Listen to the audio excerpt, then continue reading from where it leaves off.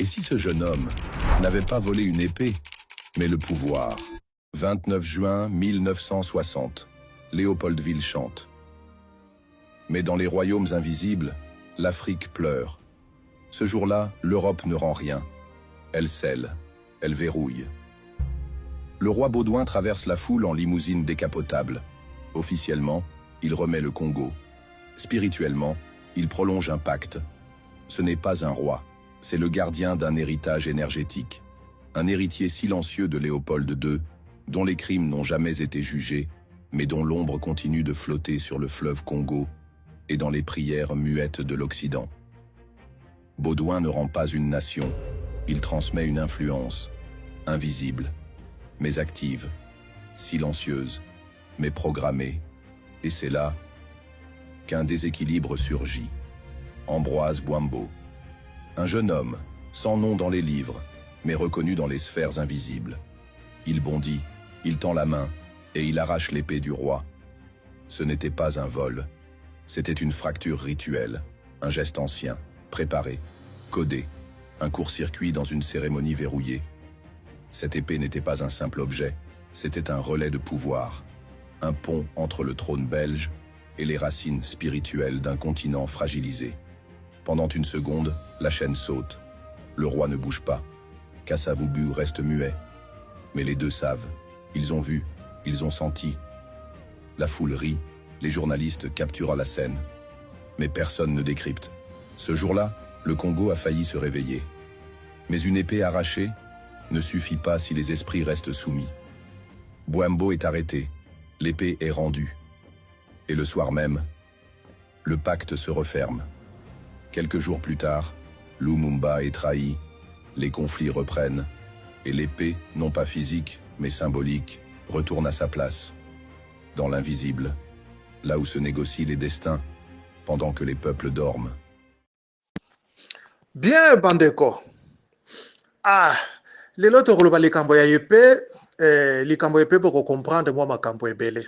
Kasi yambo tokoma wana, tokotanga pe ba lecture sans commentaire pour comprendre makambo oyo tozokoloba. C'est vraiment important. Bampangi. Mutu oyo aboma Lumumba, mondele oyo aboma Lumumba okitona mpolo. Mondele wana azonga na Belgique. Fallait ba Belge ba pesa yembongo ebele. Il faut ba devoir yembongo ebele. Alors lokola ba yokana kite et voilà agardaki lino ya Lumumba na musapi ya Lumumba. Alors bandeko ndenge nzamba salaka makambo na ye. Mondele wana aye koluka ntinu Congo. Bazalaki na journaliste babengi Colette Brackman. Na kasi biso nyonso toyebi journaliste wana oyo alelisa Mobutu. Baye epa ya ntinu bandeko, baye epa ya ntinu Congo. Est-ce que ezali par hasard? Les par hasard bandeko n'existe pas dans ce monde. Mais comment bandeko baye epa ya ntinu Congo? Ntinu Congo ayebaki bango te. Lokola bayebaki ezali artiste peintre renommé mondial. Et voilà bandeko ba memi na musapi, ba memi na lino ya Lumumba. Oyo bandeko soki bayela ki bino na bandeko, oubliez. Donc mboka ngo ya Congo bandeko mona ngo lokola mboka moko ya ba venturier. Donc bayeko yela bino pe n'importe quoi, bo vérifier na bino te et voilà bokeko tchakuna lino ya Lumumba. C'est très grave bandeko. Bon loka bolobi za lino moko soki symbolique bandeko, eza mawa trop. Eza mawa. Ntinu Congo bandeko avanda na résidence na ye, e ben bandeko mondele wana aya oya boma Lumumba okitona mpolo. Amemi preuve ya musapi na linu. Baya na journaliste na bandeko Colette Brackman. Nde baza kotalisa Ntinu Congo la vraie histoire. Siko bino ba histoire bino bo betaka oyo ekota pilipili na mungwa. Bampangi, mais mondele naza kotalisa ndenge nini baboma Lumumba okitona mpolo. Alors, muto babeteli histoire bandeko aza na kati na mboka. Alors, le 30 juin, mais bandeko, bon lukana lu mutu wana, abana ko expliquer bino. Mais Qu'est-ce qui s'était passé au fait? Yo kutala ngina mondelo na omona ki lino lumumba, omona ki musapelo, mais ba yebisa ki nini au fait. Mais no bandeko. Oh non, soki tokepa na ye tokotombola. En tout cas, Congolais osala motema moko impossible. Na bito soki bacha yo wapi homme congolais. Mais bato ba yebi histoire te, bango nde bozo ko lekisa liboso. Wana soko beta ba français na ye, bon moni keta solo aza danger ko leka tout le monde. Bandeko to bela ka réellement bandeko to soko bela. Mais bato ba yebi histoire bo lingi ata ko lekisa bango te. Ata ke na télévision na RTNC bandeko lokola ba yebi ba bien muto yo bo lekisa yete bo yamba yete aza très dangereux. Mais bandeko soki bo soko sala ndenge wana. Mais ça mawa mingi. Si bino bo linga to sala kaka dans le faux. Oh, mais vraiment, peuple congolais, on a ça koyebate. Donc, depuis na sommet à l'état, tina se, bandeko, na ça comprendre soute. Mais le monde balobaki ta solo vraie histoire ya bana ya Congo, vraie histoire ya ba africain, et ko koma na bana mboka pe na ba africain bango moko. Alors, oyo mindele baza ko tangisa biso na ba kelasi bandeko mingi ezali falsifié. Yango moni okomona mutu na veste, cravate, soulier bandeko. Mais kimundele za kati na ye. Kibukongo pena bandeko mpeve wana ya Congo kati na ye, ikeleve. Azome mampeve ya Yahweh, ya Mahomé, ya Bouddha, etc., etc. Et bela ba science occulte kati na ye. Ba lunette magique. Voilà, c'est ce qui se passe maintenant. Alors, ne batu ya ndengo na peuple abeti la kamaboko. Si vous bateau basé na vraie histoire bandeko barrage. Otala kuto soki le famenti no Congo za ko senga audience pa ya président de la République et président za ko pimela ye bandeko tobelaka. Mais muto yo azana solution na maboko. Soka za ko ya vers yo pauvre te bo solo la bozwa solution ya mboka. Et bino bozo ko seka. Siko boko sa solution to boko sa solution te. So muto ya tinda ki yeba solo la. Tant pe bozo ko seka ye, c'est-à-dire indirectement bozo ko seka les grands esprits Congo. Siko boko kende liboso, to boko kende liboso te. Siko bande ko botala mboka yangwana, bozo bokende liboso to tala bi. Bande ko salaka li sekite na les grands esprits Congo. Oh no atinda ka mutu te. Oh ayaki ko beta ba histoire na ye moko les grands esprits Congo akenda na ya zonga atika makambo pa batu mususu bande ko tozo ko bela. Bampangi, tobela ka réellement bandeko tozo ko bela. Makambo ezali très important bandeko biso yangote. Oyo ba venturier baza ko beta par-ci par-là, wana ça va. Wana botikiri bango RTNC ba loba et voilà bandeko mboka iza kubonga kaka te, mboka iza ko zinda kaka. Mais bozo ko yoka bien BPM ka mission primordiale. Bampangi, libération ya Congo na Afrika. Kasi bandeko bazo pesa biso espace te. Baza ko pesa biso espace te. Ato che na ba YouTube bandeko, combien de personnes bakolanda? Batu bazali occupé na ba makambo na bango. Me bandeko tango bozo ko sala ndenge wana mboka eza ko zinda kaka. Bozo ko pesa importance na bato bandeko baza mandaté te epa ya Nzambe. Siko bandeko boko zwa solution ya mboka ndenge nini?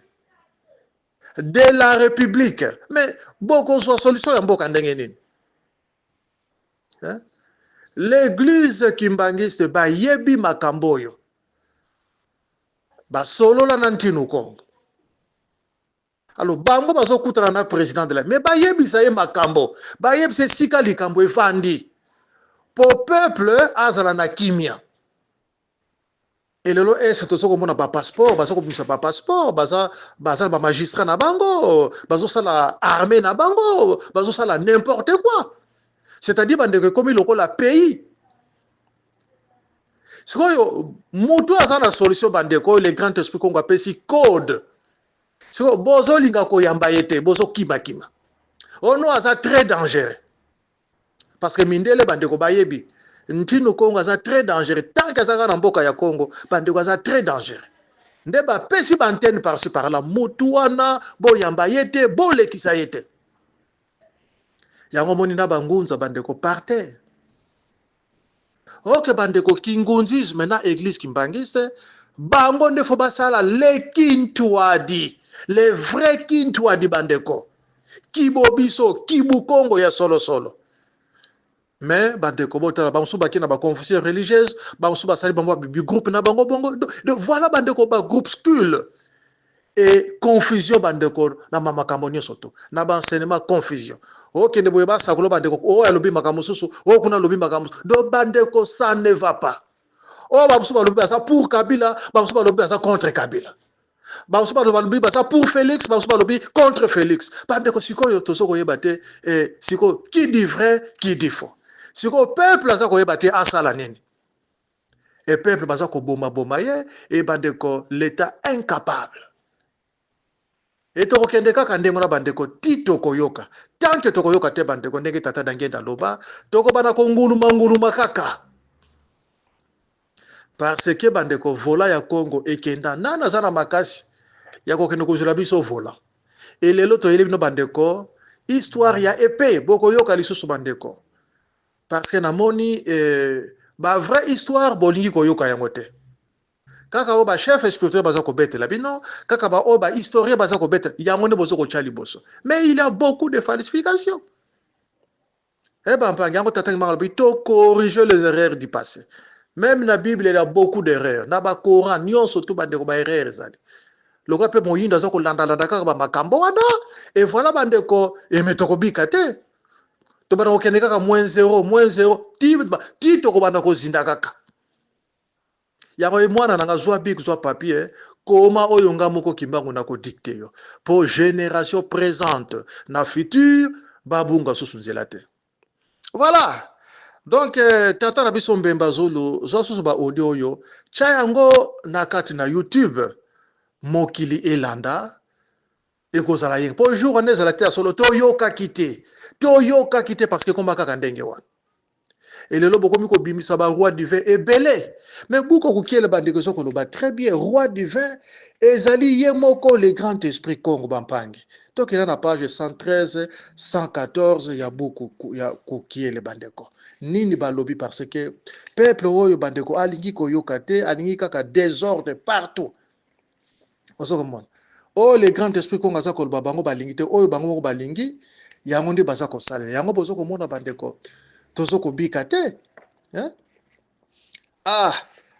Bampangi page 113 114 toke na page 113 en 1702 Ndona Kimpa Vita était âgé à peine de 17 ans suite à une courte maladie elle meurt mais sera ressuscité après 3 jours à Songololo dans l'actuelle région du Congo central. Après sa résurrection, elle devint une prophétesse de grande renommée. Elle va plaider la cause de la discrimination des Noirs auprès de Dieu, Nzambi Ampungu Tulendo. Elle reçoit alors la mission de prophétiser l'avènement du roi du vin, les prophètes des Noirs Afrika, Mfumu Kimbangu, qui viendra restaurer et redonner au Congo son identité spirituelle, politique et sociale. Voilà bandeko.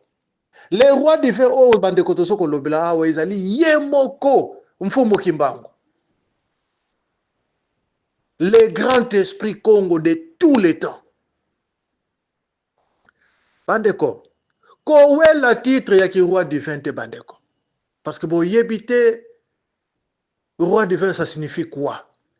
Et misala nini araya ko sala. Bandeko boyebite. Alors sobo komi ya koma ya ko wela na oya mibengi roi du vin. Oh kuna roi du vin. Oh kuna roi du vin bandeko ça c'est du n'importe quoi. Ezali désordre. Alors bosa ngala pe bandeko pete batali se bino pe makambo mutu na mutape sa ba idée. Non bandeko bolingi pete. Sikoyo basala ka makambo ndengeni. Mboka yango ya Congo bandeko kozala kaka bina ba désordre boy. Alors soki bozoko yoka te bandeko yemoko Nzambe tango akozwa makambo amen et valé kozala fimbo ya kekele kozala opesi mbwa boy. Ebele bakolela. Alors au lieu to lela te bandeko. Pona ni tolinga to lela. parce que baza koloba makambo bozo koyoka te. Siko bino bolingi kaka bolela bandeko fimbo ya Nzambe ezalaka yenge te. Ngana yebi bandeko moko azwa fimbo ya Nzambe okoyoka na mawa liwana ezala ya mpasi mingi koleka. Na kati tobetaka histoire wana awa bandeko ya Atman Adonis kanku badibanga ya kosela tataki mbango makambo auti na Tibet tataki mbango abimele apesi ye mission ya kosala ba esprit conscient pona ko libérer mboka ya Kongo. Bandeko tata wana akufa mabe bandeko kozanga koyoka